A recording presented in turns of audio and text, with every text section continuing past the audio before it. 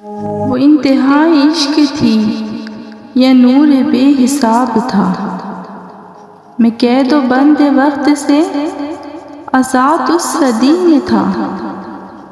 وہ دور مصطفیٰ تھا، میں مدینہ نبی میں تھا، میں آنے والے دور کا تھا امتی گناہ گار۔ بولا ایک صحابی نے، ان سے ہی ہے حضور، مگر ہے سیاکار۔ مسکرا کے آپ نے کہا کہ روکنا نہیں، امتی ہے اور وہ بھی آنے والے دور کا۔ ہوا عصر کے بعد ہوگی میری حاضری، روبرو نبی کے پاس ہوگی میری حاضری۔ تصور عدالت نبی کیا تو ڈر گیا، جا کے کیا کہوں گا میں، سوچ کے ہی مر گیا۔ صحابی رسول نے کہا کہ بیٹھ جا یہاں، محفل حضور کے اصول سیکھ لے ذرا۔ بیٹھنا سکھا رہے تھے کیوں مجھ کو اس طرح، چل کے بھی دکھا رہے تھے مجھ کو وہ اس طرح۔ یہ کہہ رہے تھے کہ خام خواہ سے منہ نہ کھولنا، بول کے بتا رہے تھے کہ اس طرح سے بولنا۔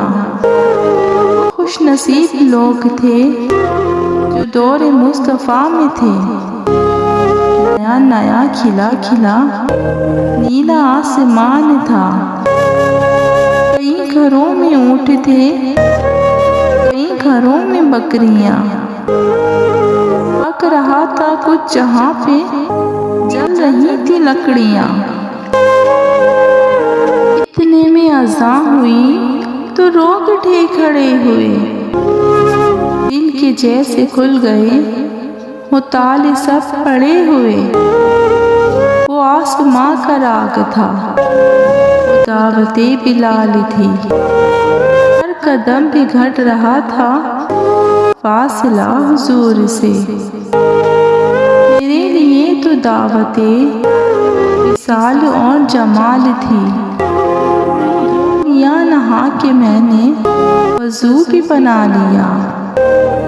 نسبت حضور میں نے عود بھی لگا لیا۔ گھر سے ہم نکل پڑے صحابی رسول کے، جا رہے تھے سبھی سمت مسجد رسول کے۔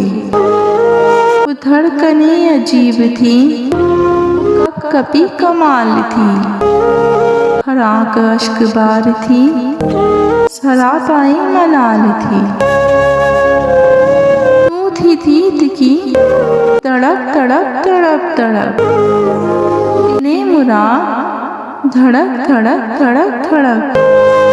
ہر قدم پہ بڑھ رہا تھا وہ کہ دید مصطفیٰ، ہر قدم پہ گھٹ رہا تھا فاصلہ حضور سے۔